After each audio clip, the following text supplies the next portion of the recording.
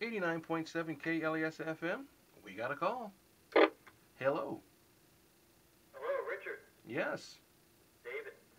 it's David from Nueva York. How are you doing today, David? I'm doing well, thank you. Yourself? I'm well, thanks for the call. And so today, folks, David's going to talk to you about some do's and don'ts of fantasy football. And here he goes. All right.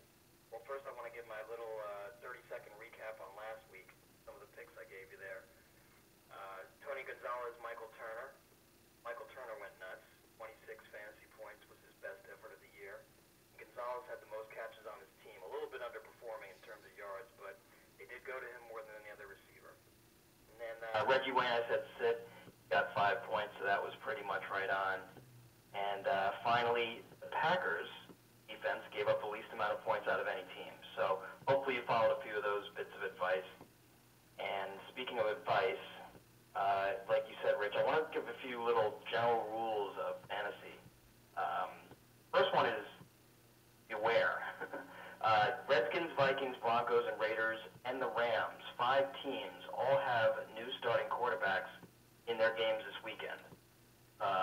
This will affect more than just quarterbacks. It affects quarterbacks, wide receivers, running backs, defensive situations on those teams as well as teams that they face. If you look, for instance, at the Packers, they're going to have a much more easy time on defense jumping all over a Christian Ponder-led Vikings team, which means Aaron Rodgers might have a diminished second half, and the Green Bay Brown game might have an increased presence because they might be up so high. These are the things that you have to kind of think and take into consideration. Pickups. We talk about pickups each week, who I think is someone to keep an eye on the waiver wire. The advice I have here is to think beyond the weekend. A few weeks ago, I told you about St. Louis having a soft schedule, for instance, second half of the year. One of the things you may want to do is looking to trade for the freshly traded Brandon Lloyd. His owners might be a little concerned, first of all, about Bradford's injury on the base level for this week, or they might be undervaluing him, waiting to see how he does. You offer something, offer a big enough carrot and dangle it out to him, you might be able to get him for a cheaper price than what worth, because I think he's going to go a little bit nuts out there in St. Louis myself. Even if Bradford's not playing? Well, no, I'm talking long run. Long run. Trading for Brandon Lloyd, putting him on your team for the long run. This weekend, it's probably a throwaway. I think he's new, the quarterback's new, not exactly an ideal situation. Although, again, with all these buys, it's going to be a little bit slim pickings. You might end up having to start someone like Lloyd if you already have him on your squad. Defense. Same thing here. Don't think just spot starts, think long term. In one of my leagues, I just picked up the 49ers D because they're strong against middle and weak teams. And the games remaining, got to look ahead. They've got Cleveland, Arizona, St. Louis, Arizona, Seattle, St. Louis. That's a pretty easy schedule for a defense, especially one that has talent like the 49ers do. So look for teams like that. Other defenses that are in weak offensive divisions, like the Bengals. They're in a perennially weak division out there. And they're 50-50 owned in most leagues, so that would be a nice pickup for you there. So who are the picks for this week in the National Football League? Well, you caught me a little bit here because I didn't really make so many of the good pickups except the ones that I just sprinkled in for you there. I do think I had a start for you, and I think I forgot it actually.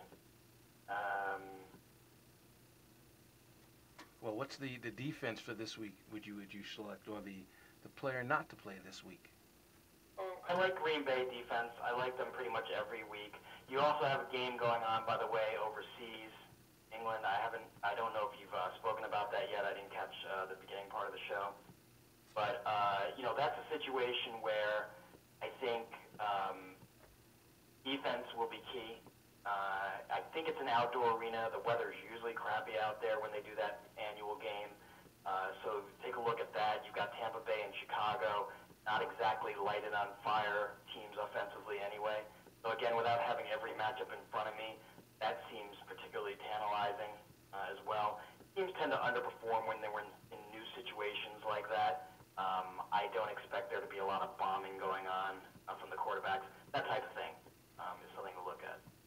So do you think the second half of the National Football League season will be more about the offenses or more about the defense? Because so far it's been offense crazy, or do you think the defense is going to start to catch up league wide? I think absolutely the defenses are going to start to catch up. Without question, they're going to catch up. But, again, it's the same principle I introduced a few weeks ago. You've got someone that's starting their first games of the year. Maybe they were injured or a new pickup. This is their spring training. This is their first few games. I forget who the player was that we were talking about a few weeks ago. When a player has a first week back and they haven't had a preseason, this is their preseason. So what you need to, when you think about defenses are always scrambling to catch up to offenses, which is why offenses had such a great explosion at the beginning. Defenses are definitely going to come back now, most definitely after all these bye weeks as well. They have had time to sort of sit back, reevaluate what they're doing, and make their corrections. And that's what bye weeks are for. And I think defenses will capitalize more than offenses. We tend to think more about offenses because when you're in fantasy, more of your players are obviously on offense, so you're paying more attention there. But that's not the way the real world works in football. All right, well, I want to talk about the bye weeks because every team last week that had a bye week except for the Ravens lost and got smashed. So maybe some teams are not doing their homework like they should be. So I'm very intrigued to see how this week's bye weeks fare for some of the teams, in particular our own team, see how they do coming off this week's bye week. That's a great counterpoint, Rich. I have no counter to that counterpoint. You're dead on. Everything points one direction, and so often the opposite happens in the business that we're in. One final thing, kind of talking about bye weeks. With bye weeks in full effect, you might be struggling to find a team, to field a team that lives up to your expectations. Just remember that problems you're having, trying to, you may be scraping the bottom of the barrel on your pickups or at the bottom of your bench, a guy that you never thought you'd ever start and forcing him to start. Remember that your opponent's doing the exact same thing and feeling the same way. And, one of the reasons I make this call every week is to try to improve the teams and the game of some of your listeners. If you follow some of the advice, maybe not every one to the letter, but some of the principles I talk about, you'll be smarter than your opponent. You'll have the advantage over them when it comes to some of these tough bye weeks where you're fielding you're not that comfortable with. So. And that's why we have you on. And we thank you. Thank you, Rich. Always a pleasure. I'll talk to you soon. Bye-bye. 89.7 KLAS FM. My name is Richard Harris. And every week we'll have